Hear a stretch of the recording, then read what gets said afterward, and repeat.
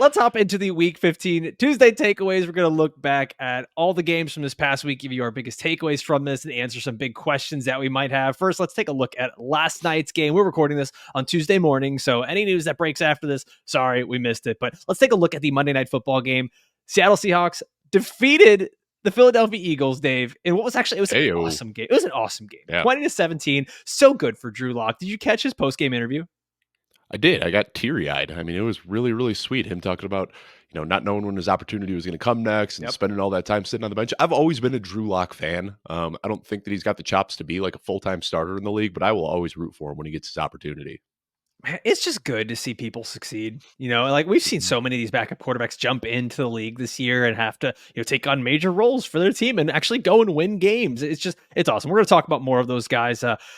Dave, the interesting thing to me that really stood out now, and it's kind of good to have a little bit of clarity here in the fantasy playoffs, or at least what I perceive as some clarity, is that Ken Walker really seems like he's the unquestioned RB1, in my opinion, for the Seattle Seahawks right now. Yeah, I mean, Zach Charbonnet got almost no run in this game. But again, this is Pete Carroll shenanigans. I hate to make the comparison to Chris Carson and Rachaad Penny, but we saw this for years where we're like, oh, Rachaad Penny's the wide receiver or running back one, and then Chris Carson would take over. And then, oh, Chris Carson's the running back one, and then Rachaad Penny would take over. And then it would be a 50-50 split. It's going to be really tough to get a read on this situation. I think in some games, they're going to lean on Ken Walker because he's got that big play upside. And in other games where they want to grind it out and control the clock, they might lean on Zach Charbonnet a little bit more. So this is just one of those unfortunate situations where there's two really good running backs splitting a backfield. I think this is just going to be a hair-pulling situation for the next few years, trying to figure out who's going to be the guy on any given week. What's sticking out to me, which is interesting because it's the exact opposite of what we thought it would be going into the Walker's season. Getting the targets. He's got three receptions on 3 targets, while Zach Charbonnet did. And you would think this is one of those games where it was close, but the Seahawks were trailing for the most part all game. Mm-hmm. You'd think there'd be a little bit more of these passing scenarios, especially some easy passes for Drew Lock to get him more comfortable. And it wasn't like that. I think that if you're the Zach Charbonnet manager that you thought maybe you could flex him, you're a bit more nervous now, right? I think so, yeah. And I mean, like I said, this is just going to be tough to predict. I mean, I think a lot of people are going to go into next week with a lot of confidence in Ken Walker, but don't be surprised if they plug Ken Walker in and then all of a sudden it's more of a 50-50 split again. So we have said, I think that Walker is still the guy that I'm ranking ahead of Zach Charbonnet because of the upside, but matchup against Tennessee, it's not an easy matchup. Then he's got, who is it the week after? Pittsburgh. Yeah, Tennessee and Pittsburgh. Those are 2 back-to-back tough matchups. So I think you're still plugging Ken Walker in, but the floor could be a little bit shaky there. But the ceiling is so high that I think it's worth it. I'm going to talk more about the Steelers defense a little bit later. I'm glad you brought them up because they've been surprisingly bad lately. That's going to be an interesting one to talk about. Last thing from this game, Jalen Hurts. I know that he was sick, right? And so there's a lot of kind of built-in, escape hatches for this game as to what happened. And he's throwing a lot of those deep ball picks that weren't getting picked off last year. And obviously there's the controversial one to close out the game with Love. Jalen Hurts, 1 touchdown pass in his last 3 games. And I know he's not your traditional passing quarterback, but is this something where if you're an Eagles fan or you have Jalen Hurts in fantasy, does it worry you a little bit? I know you still have all the rushing upside and the team's always in games and that push is always there, right? But are you a little bit more worried that he's not giving you that same top 3 upside every week? I mean, even with the lack of passing touchdowns, he's still giving you 24 plus points in 2 of the last 3 weeks. He had that dud against Dallas, not reading too deeply into that. Just the way that he gets those goal line touches, that he is just automatic anytime they get inside the 2-3 yard line. That's where so much of his value comes from. When he could have the big passing games, then we saw like we did 4 weeks ago, where he can give you 40 plus points in any given matchup, but he's still going to have such a safe floor because of the rushing upside. I think we're still looking at Jalen Hurts as a top 3 quarterback for the rest of the season, even if the passing hasn't really been there lately. Crazy. I feel like there's no team in the NFL that gets stopped at the 1 yard line more than Philly. Every game. I don't want this to come off poorly or anything, but did you see there was a video going around recently that was hilarious where Jalen Hurts tied Cam Newton for most rushing touchdowns, and they show a highlight video where it's Cam Newton rushing for like 75 yards, like breaking tackles, diving into the end zone, and then they cut to Jalen Hurts, and it's like a 1 second highlight of like the tush push, and then it's Cam Newton diving over the pile, Supermaning in the end zone, and then they cut to Jalen Hurts tush push, and then Cam Newton breaking tackles, jumping over defenders, front flip into the end zone, and then it was a funny video. Got a good laugh out of me. And like what that kind of encompasses everything here is that Jalen Hurts is a really good player, and he is a very extremely athletic player. And it's just, I think what makes this play so divisive between people is that one, it's basically become impossible to stop, and two, I think other people kind of look at it and they say it cheapens the value of him in a way. Like, you don't really see everything that he's capable of, but at the end of the day, it doesn't matter. That's the thing. He's an amazing rusher. He's an amazing athlete. Like, we see it just not all that often. That being said, there's a lot of talk about Jason Kelce retiring after this season. You got to wonder. I mean, this has been an automatic play for the last 2.5 years now. Do we see it less automatic without Jason Kelce there? I mean, a lot of people are saying Jason Kelce is the key to this and not so much Jalen Hurts. It'll be interesting because if they can't hit that tush push on a 100% clip next year, we might not be looking at the same upside for Jalen Hurts. I was a little surprised. Last thing on this game, I was a little surprised at the end there when Jalen Hurts threw the interception to close out the game. I was surprised because the Eagles still had 2 more timeouts left.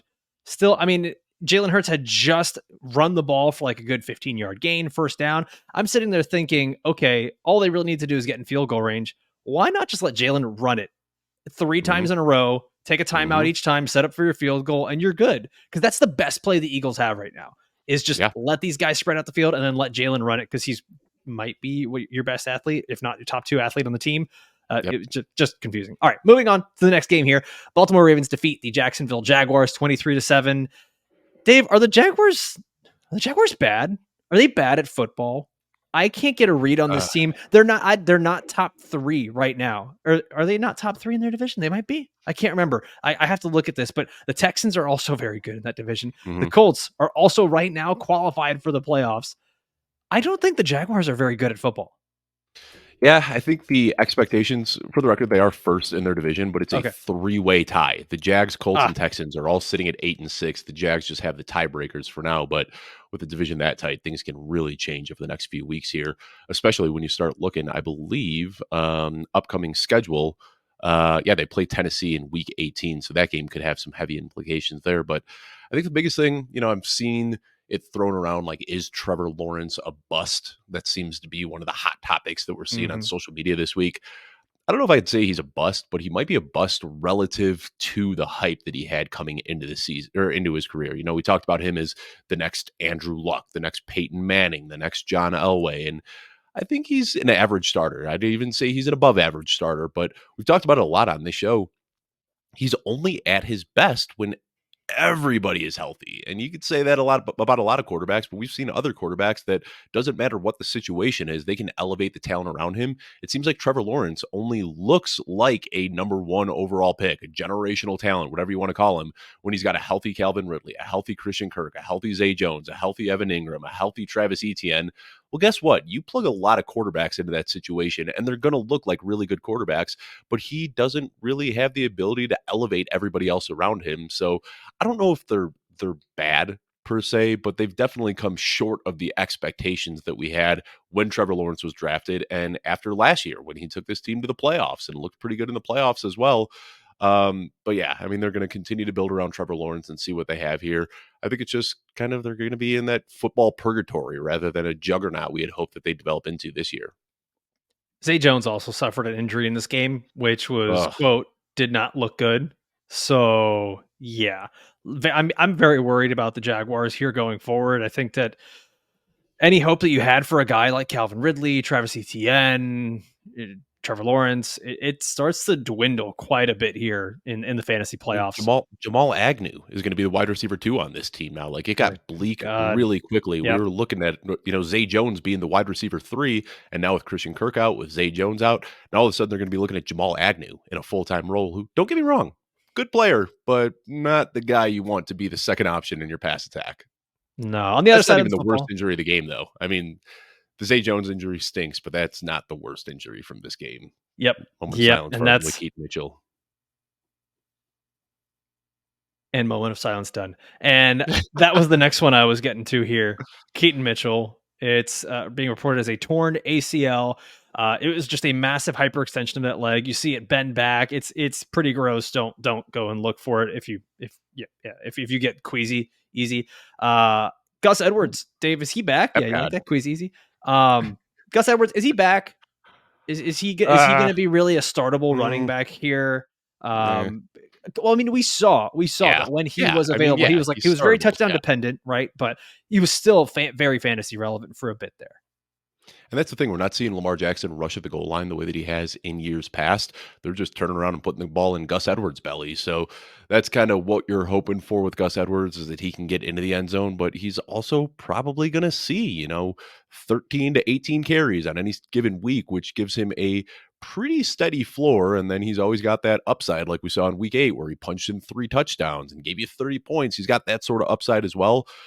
The tough thing is he's got San Francisco next week, and they have just been a grater for any single running back that has to go there. So you're plugging him in because the Baltimore Ravens are good and Gus Edwards is going to get volume, but don't be surprised if he comes up short in that matchup against San Francisco next week. Yeah, 16 carries for him in this game, and you kind of just have to hope that he falls into the end zone. Last thing on this game, Lamar Jackson is right now third in MVP odds, which is weird because he's not having a bad season, but I don't think he's having a particularly good season. I think the Ravens are just pretty good right now. Yeah. He's 17th in touchdown passes with actually 17 touchdown passes, and he's third in the MVP race. This is a weird year with football. Yeah, I mean, it's the rushing. That's what makes Lamar such an exciting and exhilarating player. The way he could just slip past defenders, like it's unbelievable what he does, and I think that's why he's fun to play. But I think him being third in MVP voting has a lot to do with the disappointment from other players. Josh Allen with the interceptions, Dak Prescott just completely melting down, which we'll talk about, I'm sure. Jalen Hurts, losing 3 of his last 6 games. A lot of these guys that were supposed to be the MVP frontrunners have come up short this year. And that's why we're talking about Brock Purdy being the lock for MVP this year, which, don't get me wrong, he's been good and they're winning games, but like he's not your typical MVP candidate. Typically when a guy wins MVP, it's because they're throwing 50 plus touchdowns or 5,000 plus yards.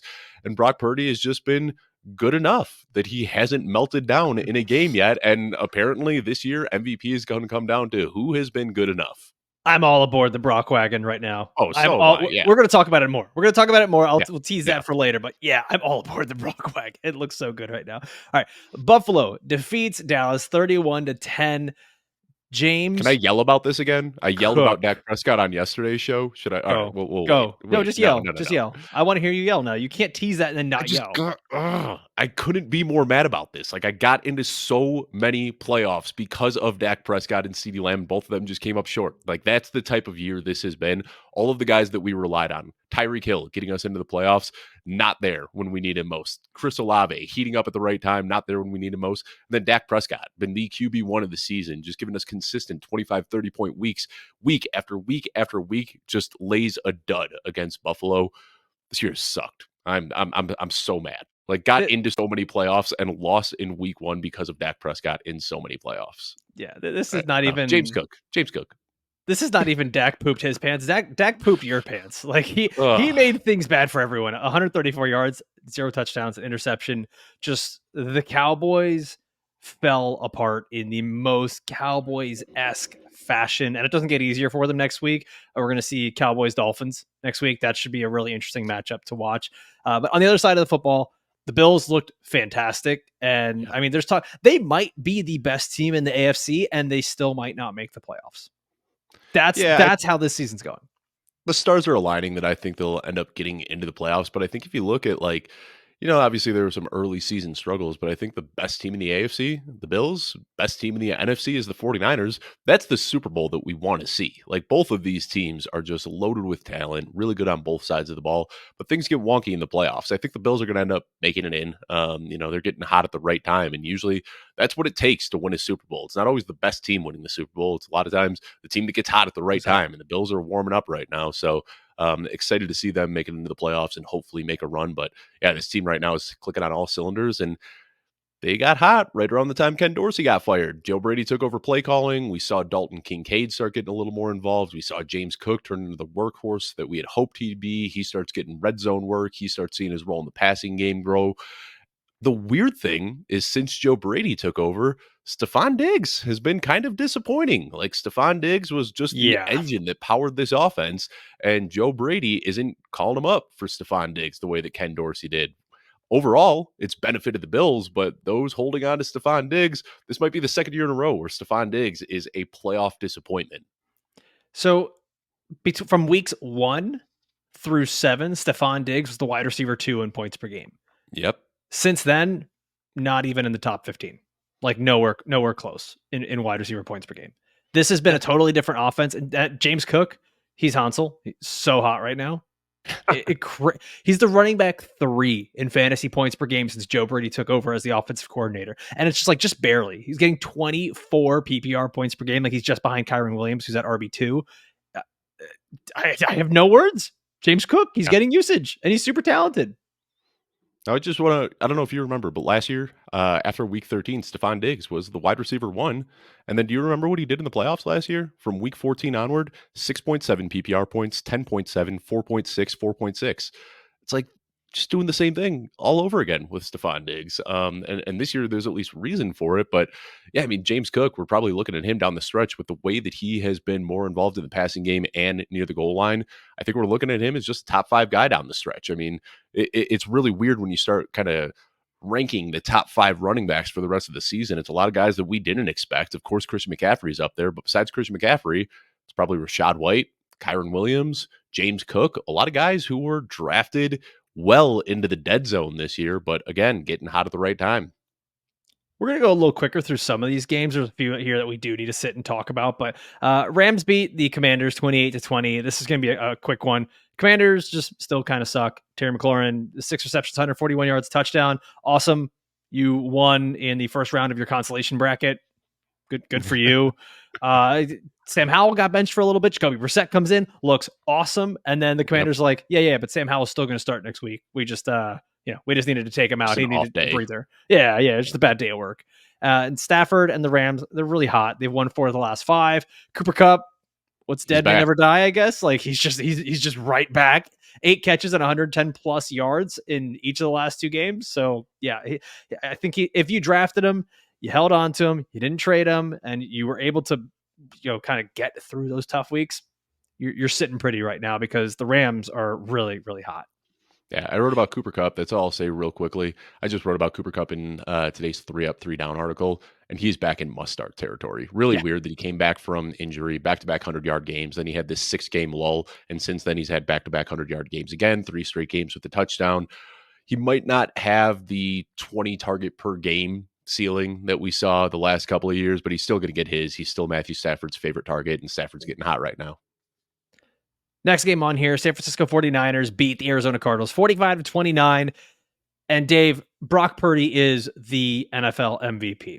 Unless there's something where he completely just falls apart and throws 17 interceptions over the next few games, and Dak Prescott goes off and wins every single game and throws for a ton of touchdowns, Brock Purdy is going to get the MVP. And an interesting split here, or stat, however we want to call it, that stood out to me. Brock Purdy's got 17 touchdown passes in his last 6 games. Mm-hmm. Here are some notable NFL quarterbacks and their touchdown passes for the season. CJ Stroud, 17. Yep. No, it's on here. It's on the list. CJ Stroud with 20.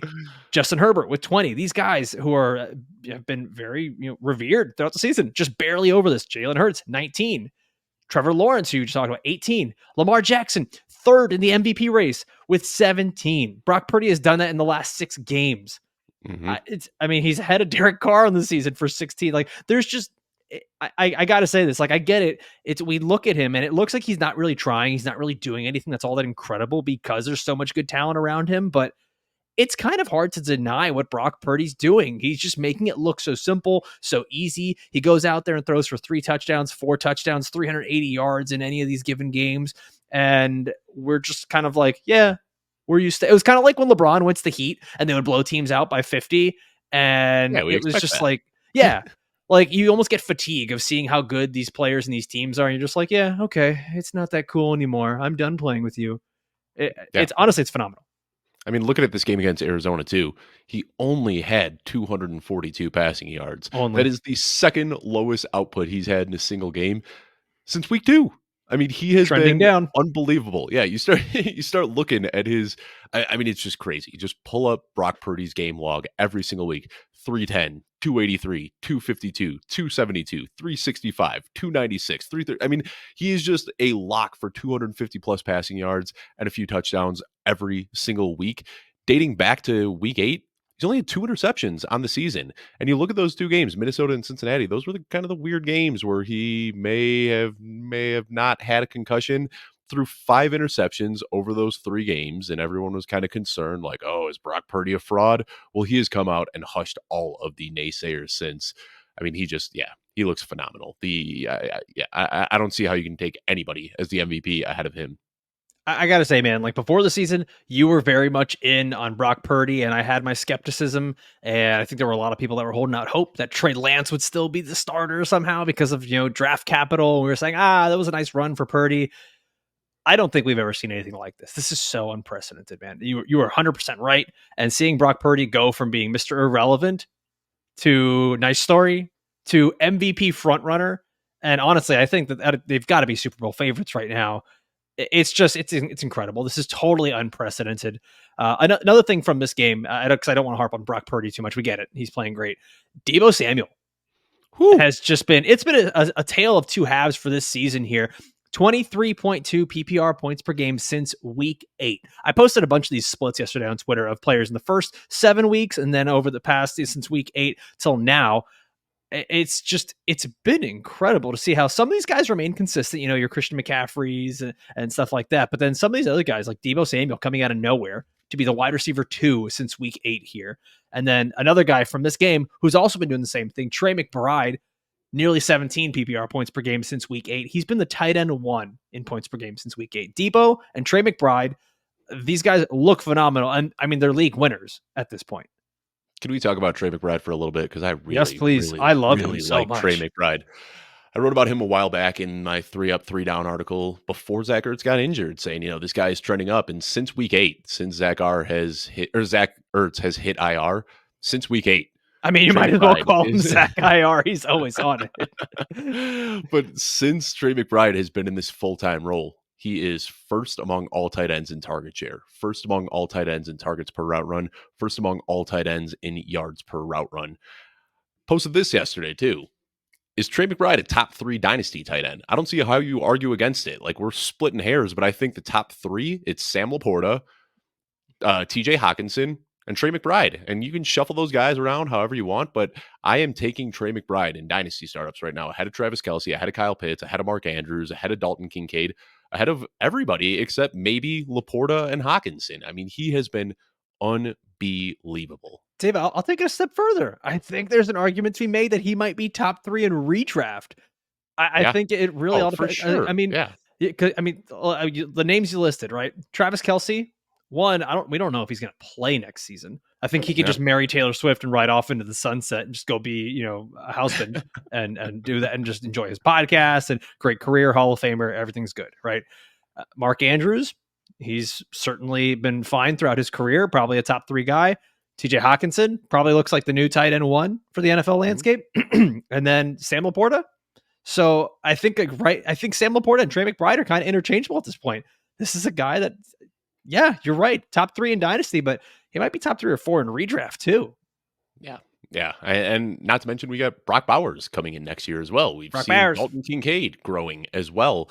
So I think next year when we're looking at tight ends, Travis Kelce has been so far and above the competition, especially in ADP. We're looking at this guy as a top 3, top 5 pick year after year after year. I don't know if he goes in the first 2 rounds. And it's not that he has fallen off that much. You're still getting good production from Travis Kelce, but it's more to do with how the tight end landscape has changed so dramatically this year, where Hawkinson has gotten so much better. And then McBride, LaPorta, Kincaid coming in, Bowers coming into the league next year. There's suddenly a huge just expansion of elite tight ends. Next year is the year to wait on quarterback and wait on tight end. Spend your first 3 to 5 round picks just loading up on wide receivers and running backs, and know that later you'll be able to get good production from quarterbacks and tight ends.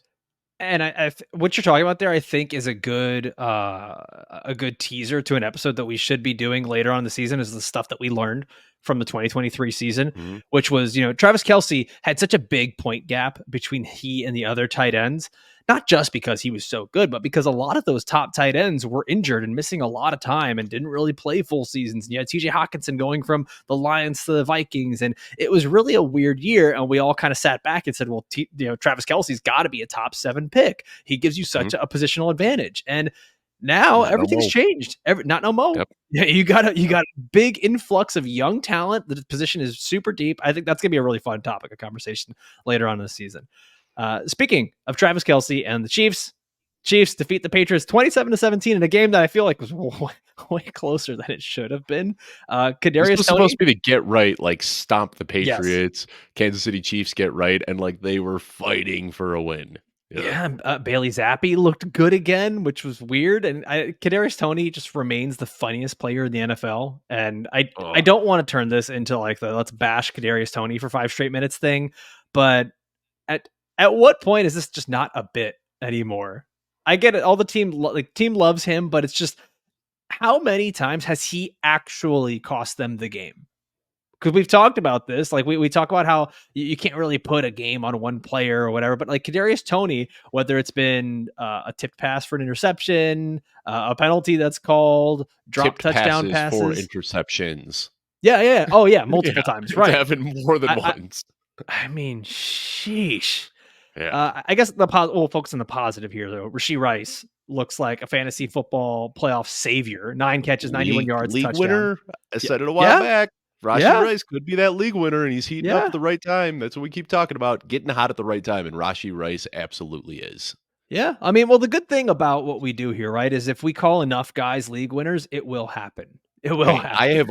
I haven't referred to anybody besides Rashee Rice as a league winner this year. I kept it tight. I didn't want to throw that around all willy-nilly, but I saved it for Rashee Rice, and he's seeing it now. Like, what we needed for Rashee Rice was just his role to grow. Like, weeks up until week 13, basically, he was below 70% of snaps in every single game. And then in week 14 against Buffalo, we saw that jump to 85%. Last week against New England, 92%. He finally did it, Alfredo. He became a full-time player. Andy Reid has been listening to our show and said, you know what?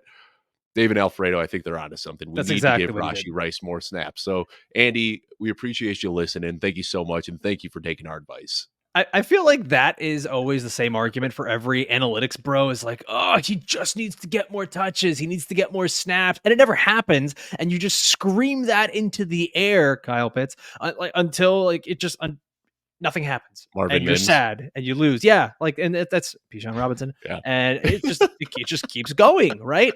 Very rarely do you. Yeah. We just keep going. 3 out of 4 players were Falcons. Yeah. I mean, it's just like this rarely happens where you're like, this guy just needs to get more touches, and then it happens. And you're like, oh, league winner, he did it. I'm happy to see it. He's been a top 12 wide receiver in 3 of the last 4 games. If there's a guy that's league winner that you picked up off the waiver wire, especially this late in the season, phenomenal. Yeah. We'll be talking about him a lot this offseason. I think he deserves to be a top 3 round pick. I don't even think that's crazy to say. Like, he is the unquestioned wide receiver 1. I think we're looking at him with a top 30, top 36 pick next year in redraft. Yeah, there's going to be a lot of fun talk about Rashee Rice in the offseason here. Next game, Houston Texans defeat the Tennessee Titans 19-16. And you know what? Good. Because the Tennessee Titans decided to wear their Houston Oilers jerseys Despicable. Against the Texans. I'm like, but come on. That's messed up. Is it not? Like, we took this team from you, and then here we're gonna wear these jerseys in front of you, like just to poke fun at them. I don't know. I think they deserve a loss in this one. Yeah. Mike Vrabel, also, I'm not sure if you saw, he was wearing the Bum Phillips cowboy hat as well. Just kind of distasteful. I get it. Like, we're young. Like, we don't really understand how this all affected, the Houston Oilers and how it all went down. But I want to shout out Matt Carey, who's on our staff. He does a lot of customer service for us, and he is was a Houston Oilers fan. And he talks about how, like, they just up and left in the middle of the night and just left the city and left them out to dry, and how it left a really bad taste in the mouth and put a bunch of people out of jobs. Like, it was just really tough for the city to deal with. And yeah, it's kind of weird that the Titans are like relishing in this and like rubbing it in their face. Yeah, just all around weird. Yeah, and you know what? And I think like the fantasy football gods kind of smiled down because Derrick Henry, who normally crushes the Texans, absolutely like if Mhm. there's a rule, it's Derrick Henry Yep. versus the Yep. Texans every single time. And then he has a historically bad performance, 10 yards on 20 touches. Dave, if I've read this correctly, I do not think that there has been a more inefficient performance from a football player in the modern NFL era. Yeah, it was bad. The last thing I think I want to note with this game, Will Levis, it looked like he went down with a super serious injury where he got all twisted up, like looked like he was dead on the field. The way his body was just like twisted and contorted, like not moving for like 10 seconds. But then they came out, took him out of the game, but they said that he avoided serious injury. They said it was just a mild ankle sprain and nothing more. So that is good to see because Levis has been a fun player. I was scared. I thought that, it was going to be like a really serious injury, a knee injury, season ender, something like that. But they said he avoided serious injury. So we might see Levis back as soon as this week, which would be great. Last thing from this game, Devin Singletary has been a top 20 fantasy running back in 5 of his last Nope. 6 games. You Nope. don't trust him. I don't. This is such a hard backfield to get a read on. I mean, yeah, he's got the big plays. He actually had that huge play at the end of the game that was called back that would have been the go-ahead touchdown. I don't know if you saw that one or not, where he ripped off, I think it Mhm. was a 35, 40-yarder or something like that. Called it back on offsides or something. But I'm just not trusting it. Right now, we're seeing Dameon Pierce is still heavily involved. Devin Singletary is scoring touchdowns, and that's inflating his numbers. But this is very much so a tough to predict Not this last backfield week. right Not this now. last week. Dameon Pierce with 1 carry. So Oh, I yeah. I would not say heavily involved. And like let me see in the receiving side. Yeah, Dameon Pierce wasn't even involved in the receiving side. So I don't know if this game was just a flash in the pan because we did see him heavily involved in the week prior to this one, but I'm And that's what curious as scares to me what is this it's a lot means. like that's what scares me is that it's a lot like the Bears backfield right now where it's just so unpredictable and you're getting some good weeks out of Devin Singletary, but you're also getting some pretty bad weeks out of Devin Singletary. And I think that's just what concerns me a little bit. I mean, yeah, it's fallen in Singletary's favor the last couple of weeks, but just week 13 against Denver, we saw Dameon Pierce outtouch Devin Singletary 15-9, and that could happen on any given week. So I think that's just kind of the fear I have is that the unpredictability factor. I think I'm a bit more confident. I'm a bit more confident because this isn't, like 1 out of every Yeah, I 5 or mean, something like that. This is this was a 5 out of the last 30 6 to games. 1. This was a Yeah, 30 to 1 where Devin Singletary dominated. I just don't know if we're gonna see it tipped that heavily in we Singletary's favor on and we any may given not. week. We may not, but we're seeing him get involved in the passing game, which he hadn't traditionally done. He's getting the majority of the carries. And this has been like what's really stood out to me is when I looked at it is being a top 20 running back in 5 of the last 6 games. Maybe you're not starting him as an RB2 with a lot of confidence, but this is a guy like I have him on a team that I have to play next week in the fantasy playoffs versus Jamie Eisenberg over at CBS. And I think I have to start him in my flex spot because it's 2 running backs, 3 wide receivers, 2 flexes. I The think I have ceiling to is put him there. in there. Yeah, Yeah, yeah, yeah, especially if CJ Stroud is back. Yeah, the ceiling is absolutely there. yeah. All right, let's move on here. Next game here. Saints defeat the Giants 24-6. I found a really interesting split here for Saquon Barkley. Saquon Mhm. had a really rough game here, 37 yards on 11 touches. Tommy Cutlets did not have a great game. Yeah, sad emoji hand. Go do it down. Do it down. Yeah. For those of you not watching, just head on over to YouTube. You can see our sad hands. That's how we do it. Saquon Barkley. It's been really interesting because there's not a guy that's become more predictable, it seems like. He's been good in good Mhm. matchups, bad in bad matchups. When he faces a team that is bottom 16, the bottom half against fantasy running backs, 20.7 PPR points per game. Great fantasy option. When he plays against a team that is in the top half versus running backs, 7.8 points per game. Ugh. It's really bad. And it makes me ask this question because over the next 2 weeks, he's got Philly, who is 4th against running backs, and the Yeah. Rams, who are 3rd Yeah. against fantasy running backs. Do you actually consider benching this big name, phenomenal player, Saquon Barkley, in the playoffs for guys like Devin Singletary and Chuba Hubbard and Zeke Elliott and Ty Chandler and all these names that you went, Zamir White, I guys that think you picked up off waivers? Ty Chandler would be the if Madison can't play, I'd start Chandler ahead of him, but I don't know, getting down there, Zeke, I'm Devin considering it. Singletary, that might be a I'm little too considering cute. it. It might be. It might be. And I know like the rule is start your studs and all that, but this is a very weird trend that we're seeing so much of that.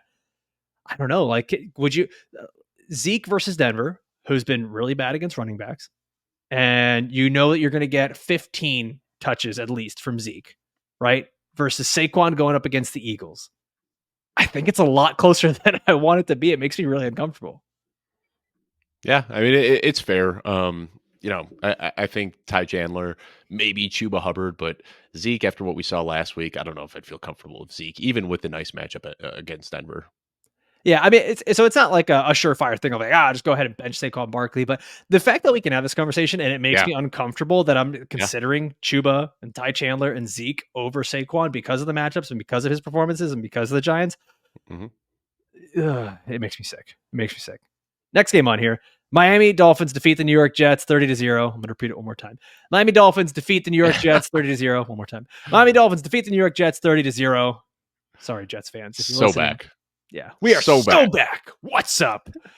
It's funny, man. All of my like group chats with the friends that are Miami Dolphins fans, even after the win, they go, yeah, but there's still a scenario where we don't make the playoffs, right? If we lose these next couple games and the Bills win the next couple games, that's it. Yeah. And I'm like, okay. Miami controls their own destiny. They just got to keep winning and they'll be fine. Yeah. My favorite, there's two takeaways I really like from this game. One, we saw Zach Wilson obviously get benched for Trevor Siemian. Was he benched? Combined. Was he benched because it was called a dehydration concern? Yeah. And then it was called a head injury, but not a concussion? Yeah. I mean, dehydration, go drink some water and get back in the game. Dehydration doesn't explain missing almost half of the game. It wasn't hot either, Dave. Like, it's not it's not the typical Miami games where the players are just dripping sweat. Right. This was like a nice, breezy, 75 degrees game. Yeah, they can spin it however they want, but I think Zach Wilson was benched in this game. But first of all, Trevor Siemian came in the game. Trevor Siemian and Zach Wilson combined, looking at both quarterbacks, combined for negative 0.56 fantasy points.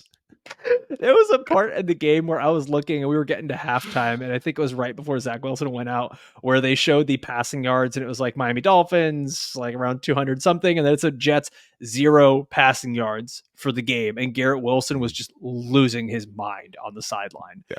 And four turnovers from these quarterbacks alone, 2 interceptions, 2 fumbles lost. I mean, yeah, Zach Wilson, I talked about this. We've got our little football guys chat on Twitter with a bunch of the staffers, and I said this yesterday, but like Zach Wilson, as soon as you start buying into him, like AFC player of the week, 300 plus yards last week, as soon as you start to think like, okay, maybe Zach Wilson is figuring it out, he goes out and does this. And then as soon as we write him off and say like, I cannot believe Zach Wilson was even drafted in the NFL, then he comes out and he looks like vintage Brett Favre. Like, there is not a harder player to assess.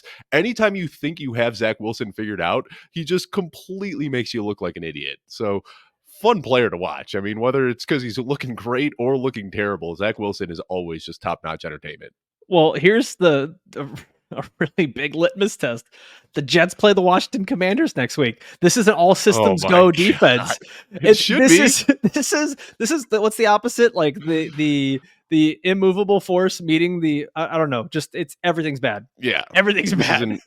Yeah. This is like when you have like the two magnets that have like the reverse polarity and they're just like pushing away from each other. Nothing good can happen in this game. I don't get. Rodgers was medically cleared. This was kind of always what they were saying is Christmas Eve. He's not Wouldn't playing. It be so on brand for Rodgers to come back against the worst secondary in the league? Just go out there, throw for like 350 yards, and then take off the next 2 weeks and just say, told you might as well take that chainsaw you used for that Christmas tree and just cut Aaron Rodgers' Achilles right now if he comes back. Just do it again. He's not coming back. Absolutely not. Medically cleared. It's not him saying it. It is the team staff saying that he's ready. Sure, that's fun. Raheem Mostert, by the way, broke Ricky Williams' rushing touchdown record for Miami. Just thought that was really cool. I wanted to add that in there. Next week, Dolphins go more up against touchdowns the Cowboys this year than he has had in his previous career. 8 seasons combined. So cool to see. Yeah. Next game on the slate here: Tampa Bay Buccaneers defeat the Green Bay Packers 34-20. Okay, this was a statement win for the Bucs. Absolute statement win for the Bucs. Baker Mayfield, good for you, man. Because I gotta say, like, Baker's won me over. For a long time, he was a Thank you. guy. He was a guy that for Thank me you. was just. Well, he was not very likable. Like, let's just be real here. Like, he was not very likable. Like all the Oh, faces that he. we have different definitions of likable. Baker Mayfield biting into a beer can and shotgunning it at a Cleveland baseball game. How Yeah, is that not likable? I'm Like not talking Baker's been a about great that. guy. I'm talking about like everything that's happened on the field and like all of his like. But also, you love Jay Cutler. Like you love I these do. guys that are just like The Baker Mayfield antagonists. running from the police video in college. I mean, I don't know if that falls into the likable bucket, but one of the funniest. Have you seen that one where he motor skills are very, very slowed down and he tries running away, makes it like 4 steps before a middle-aged, out of shape cop is able to chase him down and tackle him. I mean, there's He's come a long way. He's come a Baker long Mayfield's way. again, top-notch entertainment. I love Baker Mayfield. Wrote about him as trending up in my article this week as well in the 3 up, 3 down. I mean, I yeah, he think he's is. going to be he's everyone's talking about Caleb Williams, Drake May, what the Buccaneers are going to do at quarterback. I think I they think he found their stays. guy. Yeah, I think he Yeah. stays. If they make the playoffs, I think he stays. And I think there's a really good case here for Baker to get comeback player of the year. Mhm. I'm sure there's probably a better candidate I'm not thinking of off the top of my head, but this statement win, 381 yards, 4 touchdowns against the Packers team that's been pretty competitive. And the Bucks right now, Dave, like I'm gonna take a look at this. They're the 4 seed in the Mhm. NFC for the playoffs. Yep. First in the NFC South. I know it's not a good division, but 7-7. This team is set up for Baker Mayfield to just look really good as a starting quarterback right now. And, we have these goldfish brains, like, we don't have deep memories when it comes to football, but Baker was really good for his first 2 years in the season, and I think people are quick to forget that because things unraveled in Cleveland and then Carolina and then Los Angeles and, it just wasn't really that great. We saw him kinda trending down, but right now, if you look, what Baker Mayfield's doing this year is very similar to what he did through his first 2 years in the league. He's thrown a lot of touchdowns, he's thrown for a lot of yards, he's winning games, but the biggest thing is he isn't throwing interceptions. The interception rate is almost the best of his career. He's looked great this year. He's won 3 straight games. 2 of those came against divisional opponents. Like I said, talked about him in my trending up article. He's got a really nice matchup next week against Jacksonville, giving up the 3rd most points to opposing quarterbacks. So I think we're looking at another week where you can look at Baker Mayfield as a QB1 in your fantasy lineup. Yeah, I'm looking right now. It was really his first year was great. His 3rd year was really good. Year 3 is when he went off the rails. It was year Yeah. 1 and year 2 that he was pretty good. Year 3 is when he kind of went off the rails. No, year 3 was For a really lot of good. yards. Year 3, he had 26 touchdowns, only 8 interceptions. Year 2, he threw 21 interceptions. Year 2 was where we were not looking That's great right. with Yeah. Baker Mayfield. Yeah. And then the final year in Cleveland was where it just all went to Mhm. poopy. But yeah, is here in Tampa, he's been good. He's not getting sacked as much. He's getting rid of the ball. He's tossing it a bit deeper. And I mean, it helps when you have Mike Evans and do I want to say Chris Godwin? All right, I'll say Chris Godwin. Kate Rashad, Otten. sure. Kate There you go. Otten's stepping up and looking That's pretty another good. player. That's another player. Rashad White, by the way, 23 touches. Top 5. Yeah. Yeah, he's running back 3 in points per game since week 8. Has Really developed good. into a great runner. I mean, that's really the big thing. I mean, it's so similar. Rashad White and Kyren And Williams. Kyren Williams, yeah. You could just say the same thing about both of these guys. They started off the season horribly inefficient as runners, but they were getting a lot of targets. And then they just got into this rhythm around week 4, week 5, where they started blossoming into good runners. So I don't know what the takeaway is. I'm going to have to ponder this deeply in the offseason. Is the takeaway to just like go out and buy these inefficient runners who are seeing targets in hopes that I don't know, but we've That's the seen it thing with is like 2 guys now. you don't know how volume like it's not always sticky like we want it to be, and it's kind of just maybe Yeah. the takeaway is that you have to see that next season after 5-6 Mhm. weeks, and maybe guys are inefficient like how Rashad White was, and you buy into those guys because it stayed. All right, let's move on. Cleveland Browns defeat the Chicago Bears 20-17, and I put no notes here. All I put was Dave, go off. I mean, had we recorded this Sunday afternoon, I'd have been screaming and livid, but I'm just a broken man. I'm dead inside. Like this is I'm so dead hard. inside. This was brutal, man. I mean, I can go on and on about like Justin Fields not getting the late hit calls. Did you see that one where he just got like blown up like 2 I did seconds not. after letting the ball out of his hand? Also, the interception that was called an interception upon review, like clearly hit the ground and they just said it was an interception. Darnell Mooney, like the ball in his belly as he's laying on the ground. It was like Velus Jones all over again, which we saw earlier in the season where Velus Jones just like had a ball in his hands on the ground in the end zone and somehow drops it. Darnell Mooney just made it worse. And instead of just dropping it, he kicks it up in the air to a defender. Like I said, I'm broken. I'm dead inside. I don't want to talk about this game anymore. Bears Analytics loves Velus Jones. Just thought you should know. Right. And honestly, like the one thing I'll say too is like we have talked all season about how the Bears are going to have the number 1 overall pick. What are the Bears going to do with number 1? Are they going to draft Caleb Williams? Are they going to trade back and build around Justin Fields? Yada, yada, yada. The Panthers won this week, and the Patriots have looked as bad as ever. It would not shock me one bit if Carolina can win 2 of their next 3. New England loses out, and the Bears don't even have the number 1 overall pick. So rather than this Caleb Williams or Justin Fields discussion that we've been having for the last 14, 15 weeks, they might be in a position where they can't even draft Caleb Williams, and it becomes a Drake May or Justin Fields discussion, which isn't nearly as juicy. Don't be surprised one bit if Carolina ends up doing just enough down the stretch to take that number 1 overall pick away from Chicago.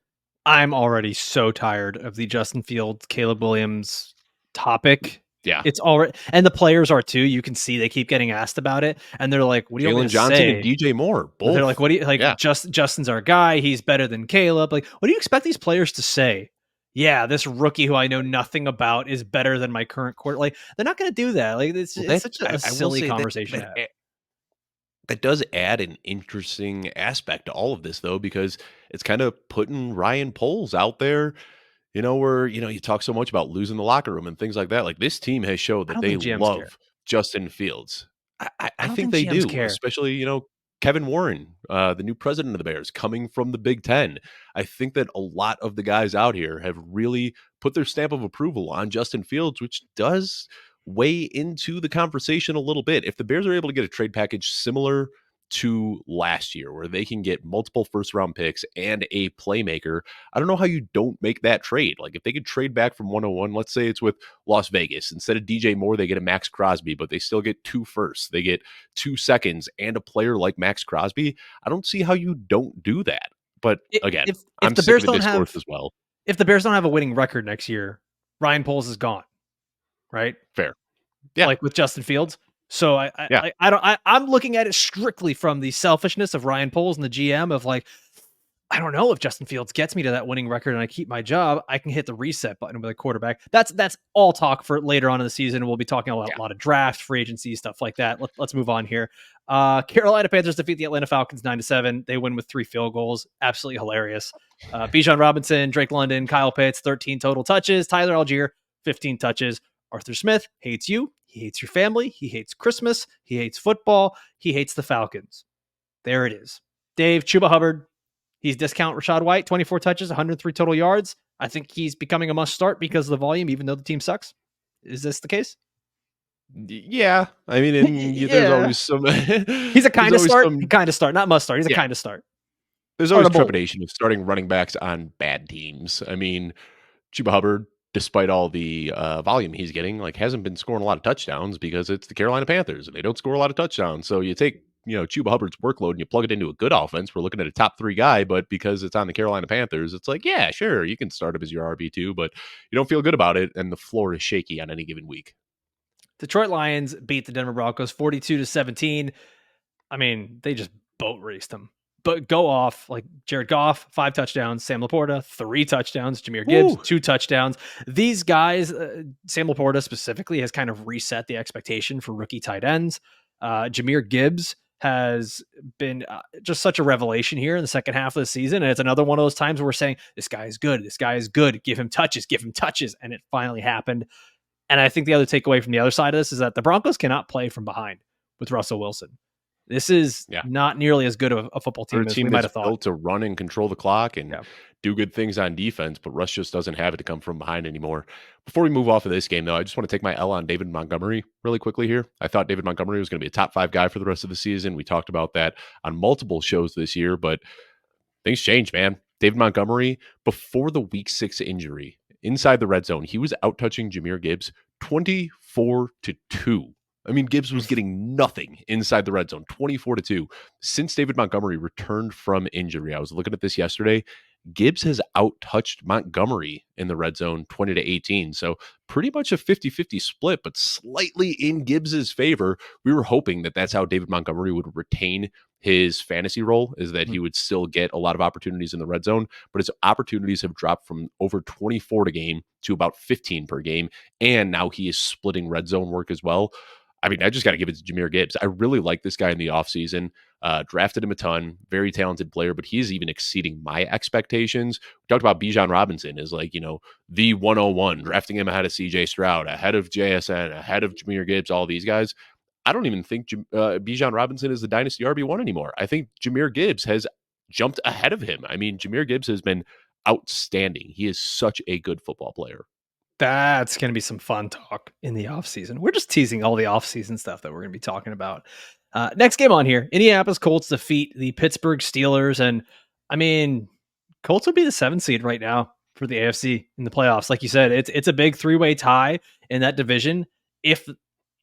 I kind of think whoever wins that division, either if the Texans or Colts end up winning the AFC South, I think that coach has to be coach of the year.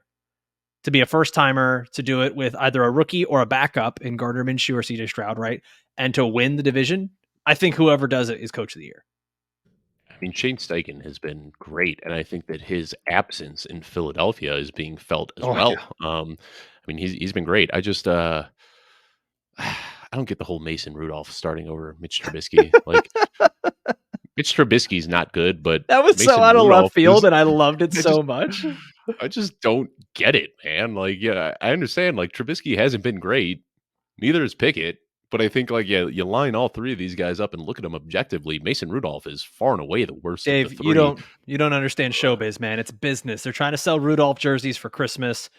Get it together. Bring back Duck Hodges. I think Duck Hodges is the best guy that they'd have right now. I mean, poor Steelers. Like, do you see him like basically send the Steelers on Twitter like a "Hey, you up" kind of message? He's like, "Hey." I did. Yeah. Really good stuff there. But, man, this is just so disappointing to have Deontay Johnson, Najee Harris, Jalen Warren, George Pickens, Pat Freiermuth, so much talent on offense. Like, they don't even need an above-average quarterback. Like, you could plug 30 quarterbacks into this offense and they'd be good. And of the three guys, Kenny Pickett, Mitch Trubisky, and Mason Rudolph, the Steelers don't have a single top 30 quarterback. Like, it is just brutal to watch. Put Zach Wilson on this team, and I think they're doing better than they are with their current QB situation. Easy. Whoa, girl. Whoa. Take it easy. By the way, the Steelers defense quietly kind of sucks now. I feel like all the bad stuff from the offense is just bleeding over. They gave 24 points to the Cardinals, 21 points to the Bailey Zappi-led Patriots, now 30 points to the Colts. With no Jonathan Taylor, they lose Michael Pittman midway through the game. They lose Zach Moss midway through the game, and they've got Trey Sermon and Tyler Goodson running all over them. I mean, the Pittsburgh Steelers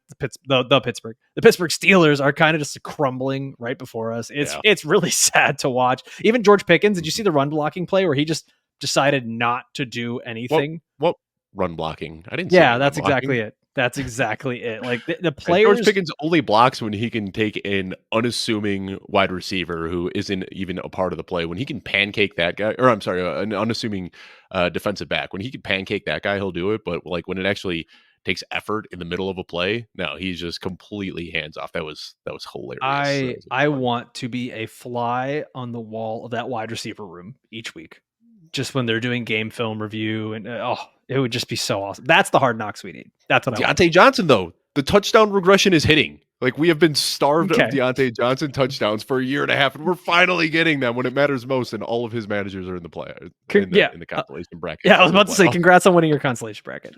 All right, Bengals defeat the Vikings 27-24. This was another really fun game, the battle of the backups.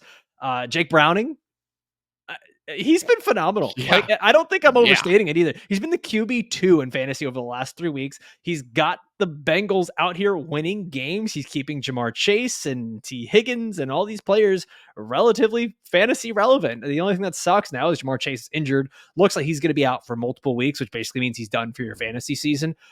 T. Higgins, finally, all the buy lows, it's coming in. It's coming in, Dave. People are going to win their consolation brackets with T. Higgins. Yeah, I mean, he's such a good player, and I don't know what again, kind of teasing the offseason here. I don't know what the future holds for T. Higgins, if they're gonna slap a franchise tag on him or if he goes to another team. But what he can do, like high pointing balls, arguably better than anybody in the league. Like Yeah. he kind of reminds me of Cortland Sutton in a way where he makes a lot of like bonehead decisions and he drops some of the easy passes, but then he can make these spectacular highlight worthy catches. That touchdown catch that he had where he came back to the ball, high pointed it, and then like Michael Jordan space jammed his arm out over the goal line to Yeah, score it the was phenomenal. touchdown. I don't know if I could say play of the year, but I mean, definitely one of the best plays of the year. And good on T. Higgins, man.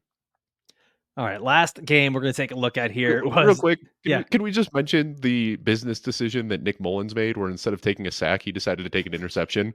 That might have been the That funniest was play of the that. year. Yes, 100%. Funniest play, funniest interception I've ever seen, where he was basically almost on the ground and threw, like, just kind of handed the ball to the D Right, get it? tackle.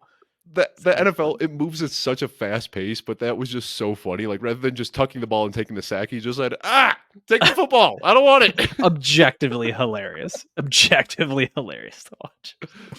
All right, last game here. Las Vegas Raiders smacked the Chargers The 63 to Raiders. 21. Yeah. Oh Woo. man, this was the Thursday night football game, so like, we hadn't really gotten a chance to react to this, but I mean, for one, I was really upset about the Austin Eckler props where it was, I believe it was four and a half. The line was at 4.5 catches, 29.5 yards. He got to exactly 4 catches, 29 yards. So that was just really upsetting. Brandon Staley immediately gets fired after this game. The Chargers Thank are, goodness. yeah, A thank God. long time Yeah. coming. The Chargers are basically in disarray. I have so many questions here about Austin Eckler, Dave, that I want to bring up. Austin Eckler, one game in the top 32 over the last 5 weeks. We're seeing that Isaiah Spiller is getting carries. We're seeing that Joshua Kelly is getting carries. I'm super nervous because I think sometimes what you see is like when a new coach comes in, they make it a point to give their best players the ball. But we could also just see here when someone else takes over, they're just like, let's just stop giving Eckler touches altogether. I don't know if you can trust them this upcoming week in Buffalo. If you're in the playoffs, I mean, same questions. Zeke versus Denver, Chuba Hubbard versus Green Bay, Ty Chandler. Are you going to start any or all of those guys over Austin Eckler in the playoffs? It's a tough decision. He doesn't look like himself, and I don't really trust Easton Stick. I mean, if you look at Easton Stick's overall game, it's like, oh, he was pretty good, but so much of that came in garbage time, and they Yeah, were down yeah. like 42 plus points that I don't really have a lot of faith in Easton Stick here. Yeah, I mean, the one thing we did talk about this game is that we took our sleeper picks, and Austin Eckler was half a reception and 1 yard away from hitting the over. So, uh, you know, good line from sleeper on that one. But yeah, I mean, I wouldn't fault anybody for sitting Austin Eckler down the stretch here, as crazy as that sounds. Yeah, I'm getting to the point here where I'm looking at some of these names, the Austin Ecklers and Breece Halls and Saquon Barkleys, and I'm just saying, I'm having a really hard time trusting them. And we're just at this weird point where you almost kind of have to trust where the volume is going and where the production is at, even though it's not the names that you're comfortable with, the Chuba Hubbards and Ty Chandlers and Zamir Whites. Zamir White, if Josh Jacobs is out again, do you trust him, Zamir White against Kansas City Chiefs here? Yeah, absolutely. I mean, I've been waiting for this for 15 weeks. You better believe after a good I've been solid showing waiting. from Zamir White, I'm going right back to the well. I have always been a big fan of Zamir White. Wrote about him back in March as dynasty buy, and then I wrote about him in May as an injury away running back to draft in all your leagues. And I drafted this guy in all my best ball leagues. I've been stashing him on my bench everywhere. So excited to see him take that opportunity and run with it in his first game. So yeah, if he's starting again this week, you better believe I'm firing him back up in my lineup. All right, we're going to be back again on Thursday with our starts and sleepers of the week, here to just, keep helping you guys through your fantasy football playoffs. Hopefully, if you've been listening to the show, you made it to the next round of your playoffs. We're going to carry you and help you get to that championship and bring home the trophy. As always, big thank you to my co-host, Dave Kluge. Big thank you to all of you guys for watching and listening all the way through. And of course, to our production team here, Julia, Dylan, Jagger. You guys are awesome. You make this whole thing run. We'll see you guys next time. Adios.